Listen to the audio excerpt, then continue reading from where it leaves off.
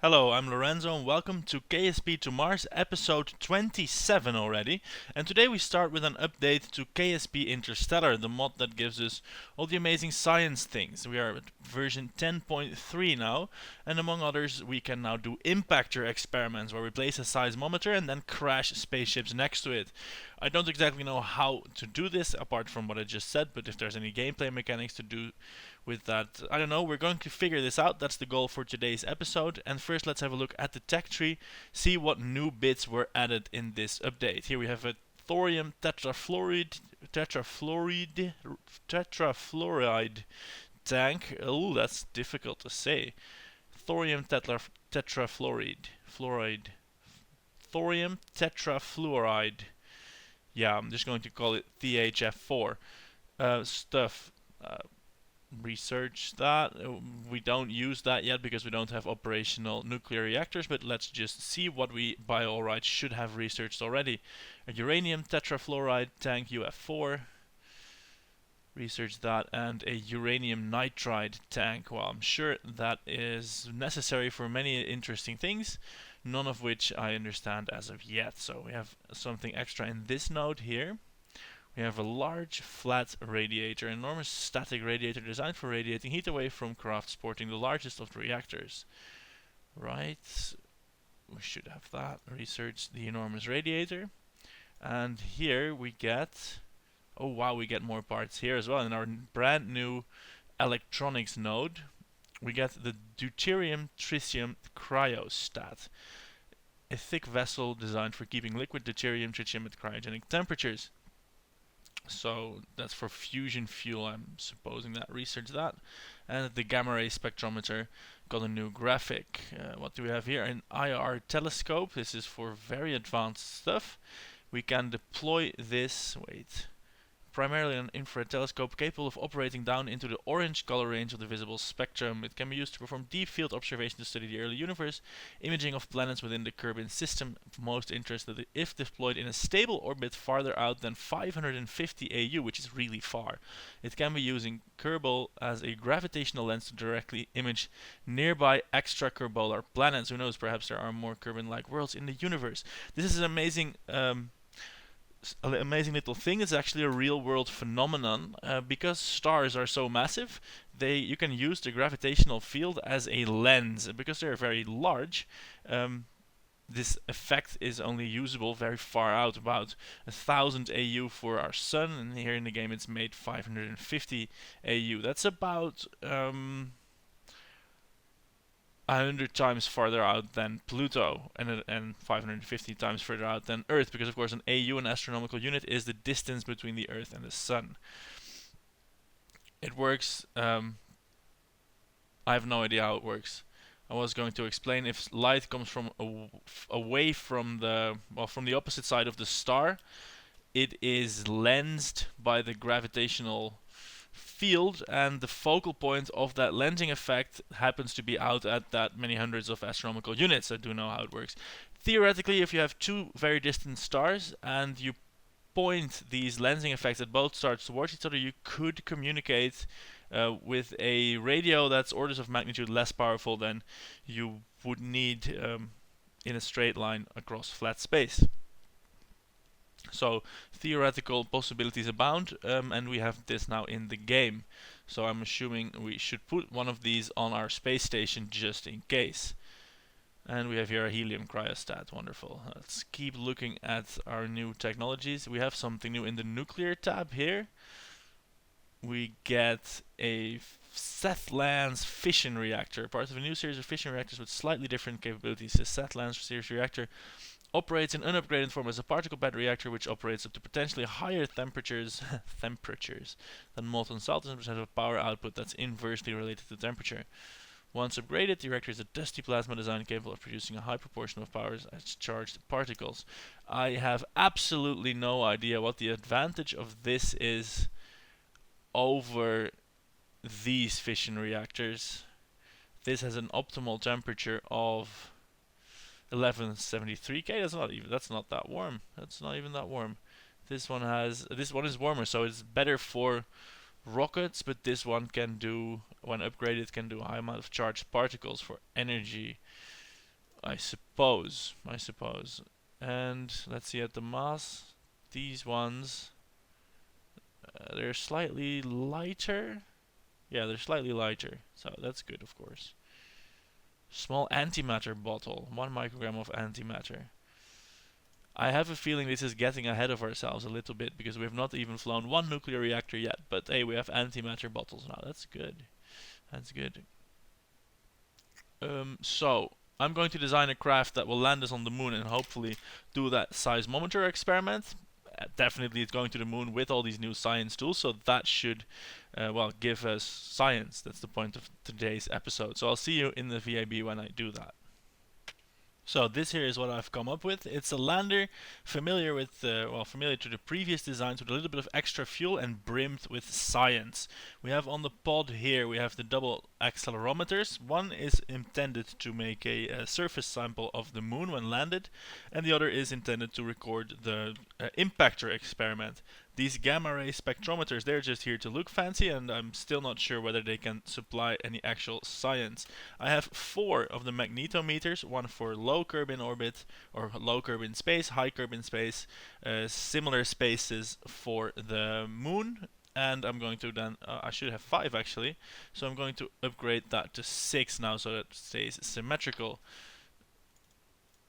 Here we go, 6 of these babies. Fortunately they are light, and then they can, well, give us all the science that we want. Our astronaut is going to have one hell of a time collecting all this data and storing it in his pod for his fiery re-entry. We have 2 goo canisters. I think I only need the one, but well, symmetry is symmetry.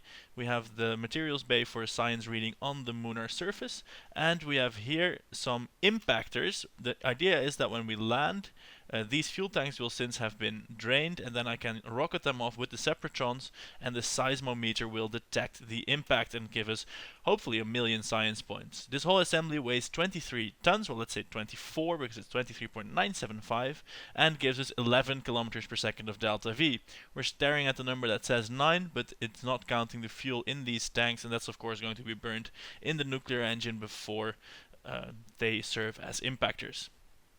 So nothing to do but to add our staple rocket and hope for the best, really, because this is, I think, the largest vehicle we have yet deployed to the moon, although the margin is mostly made up by extra fuel, so that should probably work out fine. Still, it has only worked once, so they will forgive the astronauts if they are not overly confident. Let's put this booster here. And oh dear, it is not very happy with the delta V estimates. It's telling me it's got 18.1. That's not a huge number. That's not a huge number at all. Let's see what happens if I put the fuel lines of this fuel. Because this is how it actually works. 20.2. I forgot how much delta V's the other one had, but I'm going to hope, assume and pray that it will have enough. If it doesn't have enough to get back to Kerbin, it will at least have enough to get into lunar orbit, where of course a rescue will await. Possibly, depending on if the science can be transmitted home. The fairing is being a rather annoying beast today, but here we have this rocket, and I'm feeling confident. So let's pick out a crew member. I think Richesby has proven himself. For now, it's time for Seismic to dazzle us with her. Remember, Seismic is a woman with her piloting skills. So let's go to the launch pad and launch that. This launch, as all launches in the past, I think 10 or so episodes, will look identical. So it will be skipped in the favor of expeditionary speed. No. It will be skipped in favor of rapidity, of speed, of viewing pleasure. Uh-oh, I'm hearing some explosions now at the loading screen.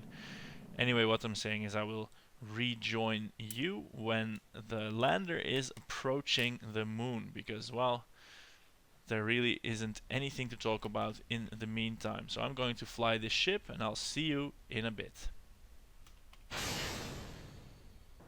And after a long and arduous voyage, we are approaching the lunar surface. Look, the Earth is just dipping under the horizon there, and we are in our lengthy braking burn with 500 meters per second yet to kill.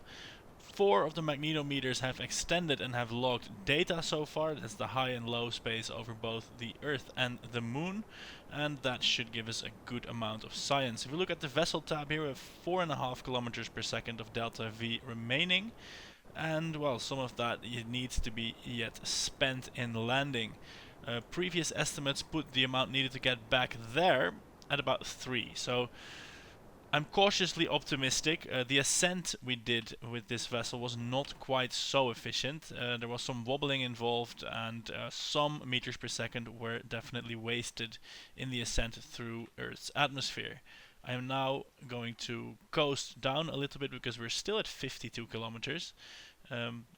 No use coming to a complete stop this high up, but I wanted to kill most of the horizontal speed because I want to be in, well, either this crater or the pole, but definitely not the midlands, because the midlands science, I already have that. So I was thinking I could pop Seismic outside and have a look if this is actually the midlands, but then again I don't really have the fuel for a divert, so well, even if this is the midlands, we're just going to grumble and get all the science from there, because then we still get the magnetometer, the seismic reading, and of course the impactor probes.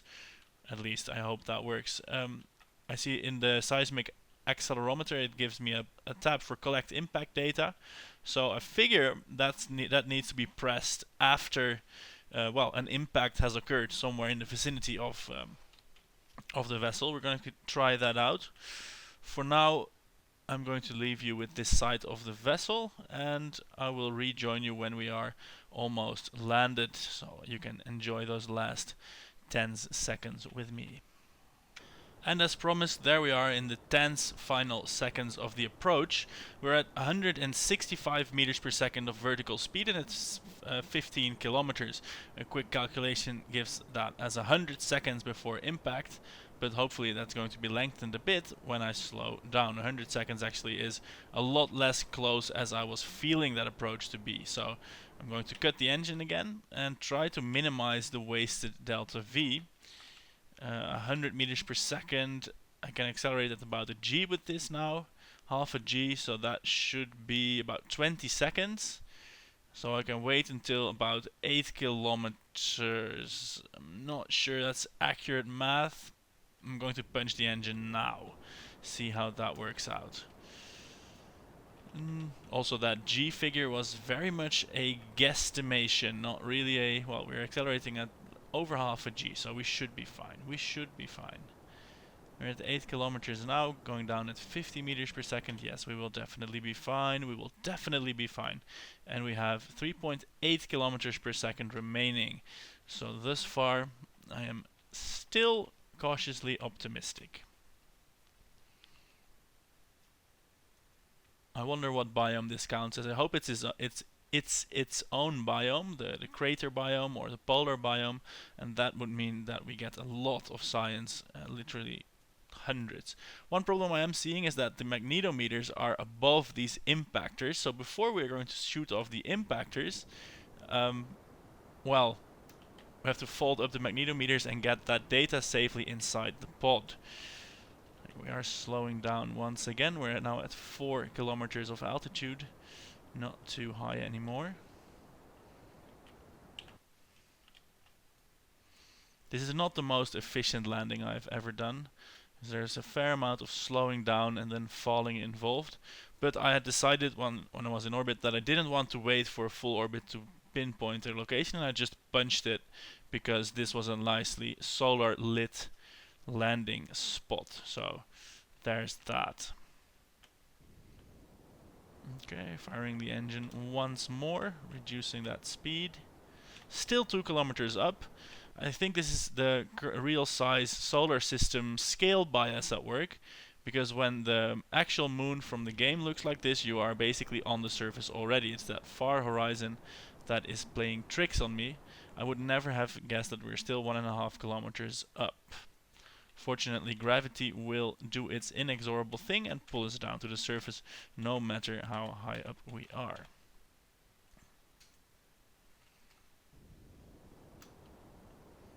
Finally getting somewhere near the ground. At 900 meters, that is definitely close. At 500 meters, I'm going to attempt and slow down to below 10 meters per second. We'll now impact at the current speed in a little over 10 seconds, so it's good to reduce that, because of course we don't want to crash. So we have 10 meters per second now, and now I'm just going to come down on an engine plume. Unless of course I'm not, because this is still going to take forever. For some reason the SAS, if I activate it, decides to flip over my ship, which is not quite appreciated. Crazy SAS system. Please don't go all drunk on me. Land the ship, that's your only job. Do that and that alone, please. We're at 4 meters per second now, still wobbling all over the place. Going to punch it so that we touch down at a low amount of speed. 1 meter per second.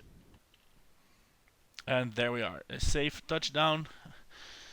Definitely.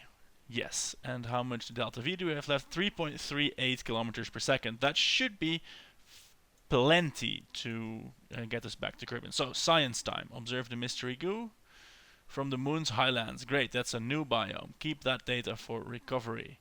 Observe the materials bay. Keep that data for recovery. 100 points. Boom. Now do the magnetosphere. Activate the magnetometer. Log magnetospheric data. Oh, that does not work on a landed vessel. Fair enough. Deactivate that. And let's have a go with the seismic meter. Record seismic data. Surface will be monitored for impacts events. That's wonderful. A regular reading is no longer possible, I think. Anyway, that means that we have to do an impact, and we will do that after we collect the data from the magnetometers, because as I was saying when we were in orbit, we need them retracted, and I was extending them so that I could go on. Whoa, it just flung me away basically. I hope I can collect the data from the magnetometers, because if not, then they're not going back to Kerbin, and that would be a shame. So EVA report first then. Dust is everywhere, keep that. Take a surface sample, 120. Oh, we're getting so much science again. And plant the flag. Because subsequent Kerbals will need to know that these are in fact highlands.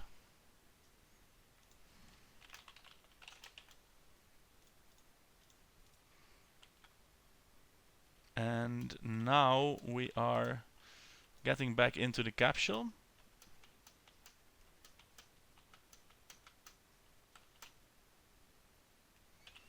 And can we do a crew report? Are they biome specific? I forget that. Yes, they are, and we can transmit this home immediately, so let's do that so that science is at least locked in. Review the stored data. EVA report can be transmitted as well. And the surface sample will be kept. No, not enough electric charge. Oh dear, that is a problem. Fortunately, I have a solar panel, so with some time, let me time accelerate that a bit so that it may be sent. So that's sent. I didn't bring any batteries, but I did bring some generating capacity. Right, I'm going to try once again, review this data. It's nice to bring home, it will be more, but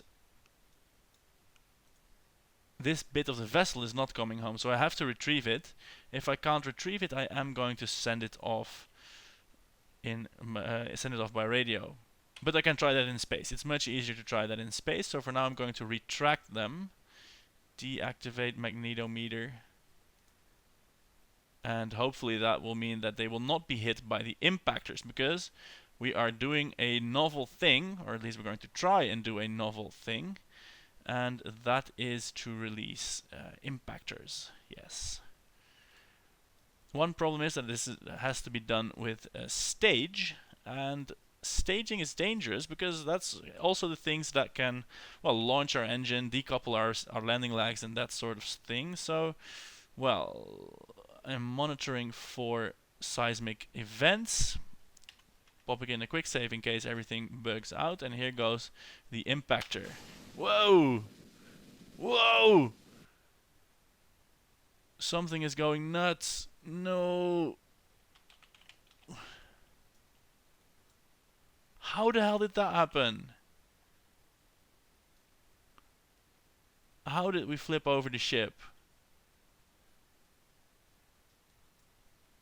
Well, let's see if that impactor works.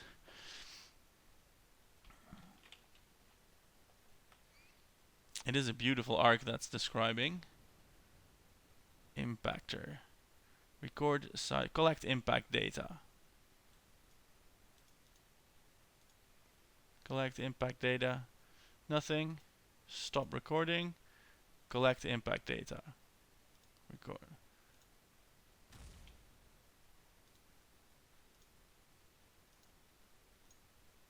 I wonder, I'm clicking all these buttons. Stuff has definitely collided into the surface, but we are not seeing any data. I'm going to load that quick save and see if we can do that better. Also, I'm not completely convinced that that toppling of the craft was something that was supposed to happen, or maybe it could have been avoided by careful manipulation of the controls. Right, those magnetometers, they just folded up, and we are going to put both seismometers in. Well, I'm going to stop recording there. Record, record, record, and launch the thingy. How does that happen? How does a simple launch like that launch the entire ship into the air? I don't believe that is anything but real. I'm going to try and launch them both at the same time, see if that cancels it out. I'm on the fence whether I'm being a massive cheat right now or whether this is just crazy Separatron washout.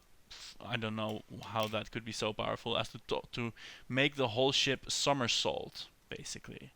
So this one is recording, this one is recording, and here go both. See, if I do them both, nothing happens. They do describe massive arcs this time. It seems as if maybe they are just out of there, just out of the stadium. They don't show any sign of going back down again. Or well, they do actually. Actually, they do a bit. So we have to wait until they crash down, and maybe this time it will be registered. In the meantime, we have this data. Review that. And obviously, if I cannot get it back on if I cannot get the data into the capsule, then of course I will transmit it home for some gains at any rate. Keep that as well. And I was going to take the Kerbal out on EVA to collect the data now, but I think maybe it's best to stay in the ship here and wait until these things impact, so that we can get the data from the seismic probe. I think it's an amazing idea to use these accelerometers, not to give their standard data display, but to have them do this impact data. These are studies that have actually been done by NASA. The astronauts of Apollo, they put seismic meters on the moon, and then later they used upper stages to crash into it, and by measuring the shock wave and the transfer times of those shock waves, measuring properties of the moon. I'm deeming it possible that some of these separatrons are incredibly bugged and are describing a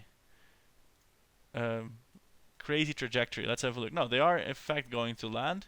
It's just going to be very far away, much farther than I anticipated. So we can put some time warp and see them crash into the ground. Hopefully. I'm going to observe here. I can just see when and if they crash. They should probably disappear off my screen. There they go. All gone. And oh, it said the fuel tank exceeded the G-force tolerance, so maybe it broke. Well, anyway, let's have a look at the seismic data. Collect impact data. Stop recording. That did not work out. I'm not sure if I did something wrong, but that hasn't worked out. Anyway, no matter. We are returning to Kerbin. Where are we? Ships. Right, there we are. And that means for a retrograde trajectory, we are here. We basically have to aim straight for the North Pole and go over that way. So this and this is the first stage that is going to fall off. So I'm going to light the engine, and then as soon as we're in the air, going to ditch this and then fly off into the sunset. Well, not really into the sunset, but going home. So Seismic, say thanks to the moon for giving you all that science apart from the seismic data, and see you later. Bye. Go, go, go, go, go, go, go. Lift off. And of course angling over pretty much immediately because, well, hey, no atmosphere to slow us down. And ditching those legs. Very well, there we go. Now we have 3200 meters per second of delta V. All the delta V we need. We need to go slightly to the left, so we need to go here. Yes, we do.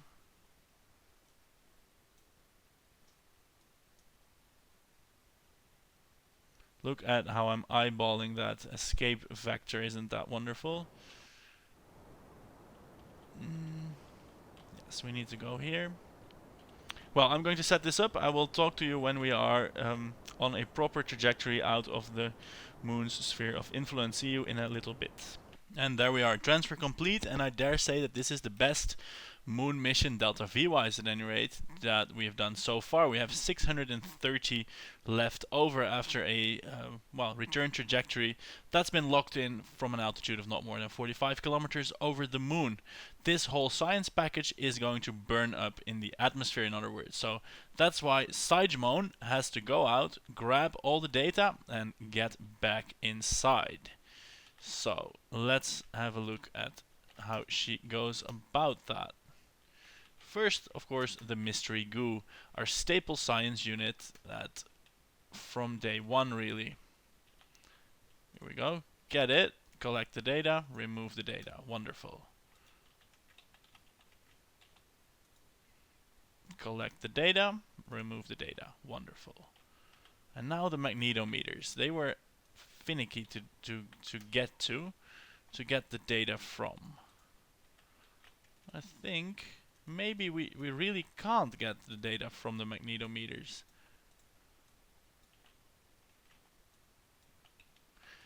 That would be a pity, because then the only way to return those would be to return the actual magnetometers. I love saying magnetometer. And that's not going to happen with this craft, because they will burn up. They will burn up. So that leaves us only with the duplicate goo container. We'll collect that just in case. Although I don't think it will let me. It will let me collect it, but I don't think it will let me store the data in the capsule. Collect the data, remove the data.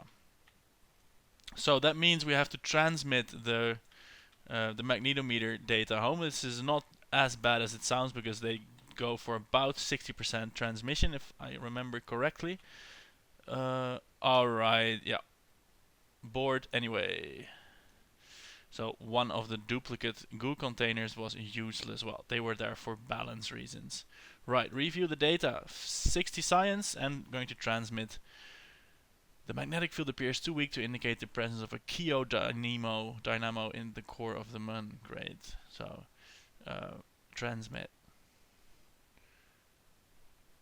This is probably going to be a drain on our electric charge with the one solar panel and all. Well, let's angle that towards the moon then. Hey, and this magnetometer, after reviewing it and transmitting it doesn't actually break down. So that's good news. I don't need to bring 6 anymore. But I did anyway. Review the data, transmit that. I'm just going to put them all in the transmission queue, and then the solar panel can work out whenever it wants to get charged and then send the data off. I think that's about it. We had four readings with that, so I'm going to accelerate time so that goes quicker. Here we go. Sending. Juicy science points. Oh no. The magnetometer has the weird science point bug. I get one. Oh no. Wait, never mind. I was whining about a perceived slight of the game to me, but it was just the data getting uploaded in chunks instead of being all there all at once. So now all we have to do is proceed to the re-entry point and hope that Seismic will survive. We have had one success with what was his name? Richesby. He lived to tell the tale, but then again, that was a multi-pass re-entry, and I don't much look forward to doing another multi-pass re-entry. We are now at 83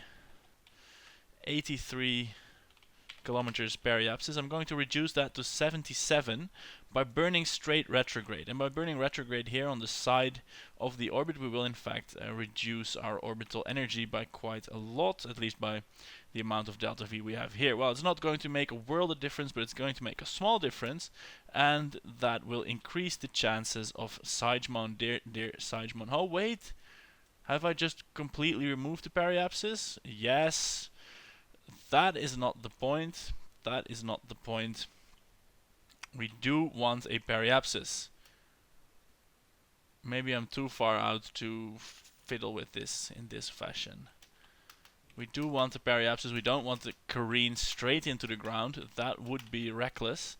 77 kilometers is the number that it's going to be. And to prevent some last second alterations on behalf of the capsule separating, I'm going to do that at the last possible second in the atmosphere. I might live to regret that, but we'll see about that in a bit. So I hope Kerbin is ready for yet another episode of Nuclear Rain, where spent nuclear reactors rain down on the planet. You know how it goes.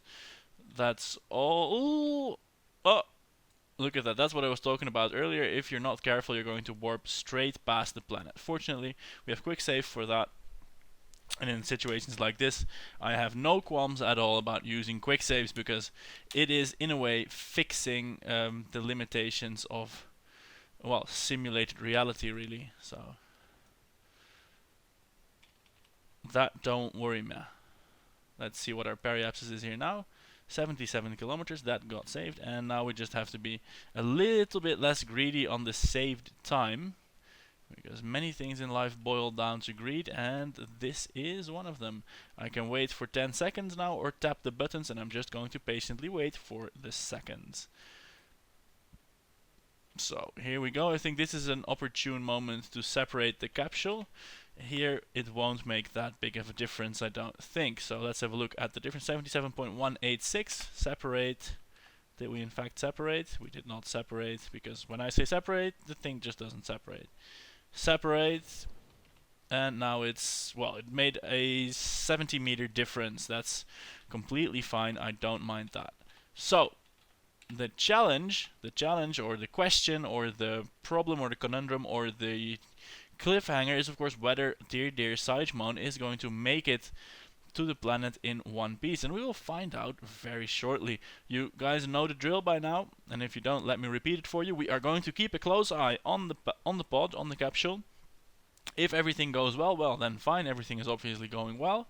If not, if the G-forces start to mount and become uncontrollable, Seismic will hit the parachute system and then be crushed to death, but all the signs will at least return to the surface that way. That's the official mandate of our space program, and we never send Kerbals to their certain doom, but a fighting chance is all they need. That's also the official credo of our little operation here. They don't need guaranteed success, but they do need a fighting chance. So let's time warp a little bit into the future at 4 times physical time acceleration. Here we go. Oh, we got radiations. Where the hell do we get radiations from? From being up high in the atmosphere, maybe, or ionizing the air around us. We have 1.28 nanosieverts per hour, or 0.01 millisieverts per year. This is a wholly acceptable data, but a wholly acceptable amount of radiation. Or could it be from the nuclear engine that's flying 10 kilometers in front of us?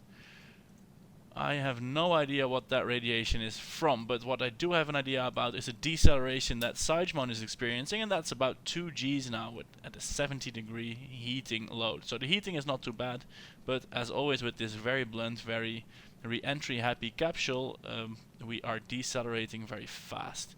We are over our periapsis already, we are ascending back into space, so it is conceivable, heck at this point even likely, that it is actually going to become a multipass re-entry again, the one I do not like because it takes me time.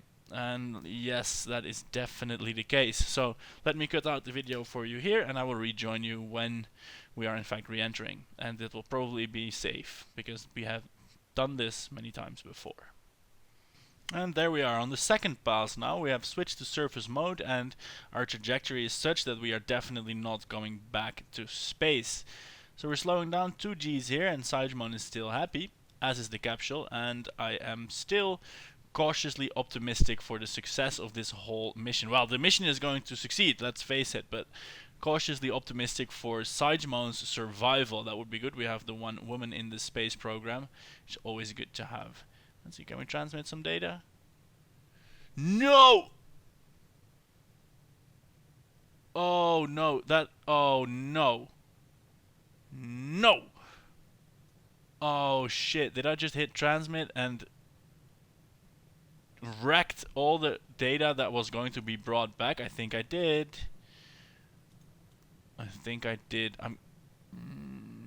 No, that did not happen. That did not happen.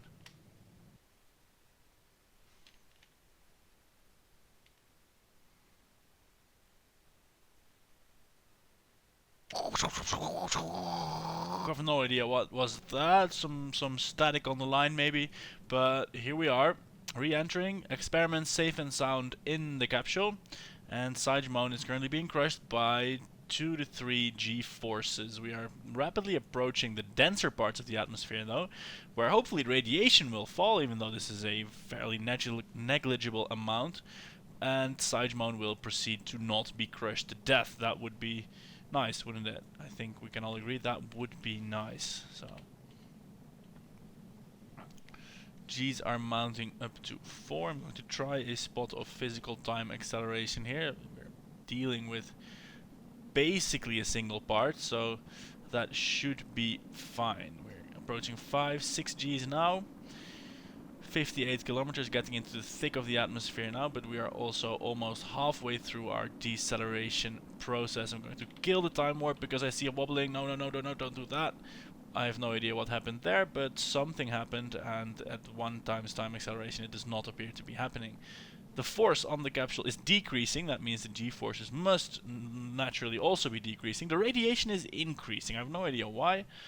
Maybe it does have to do with the ablation ionization of this air here, but I have no idea what is the radiating effect. Usually when you get down to a planet like Earth, the radiation falls, because in space you have cosmic rays and solar wind and microwave background radiation, although that doesn't count as radiation that harms you. Anyway, you have radiations in space and they are deflected by our magnetic field and absorbed by the atmosphere, and that makes the ground safer.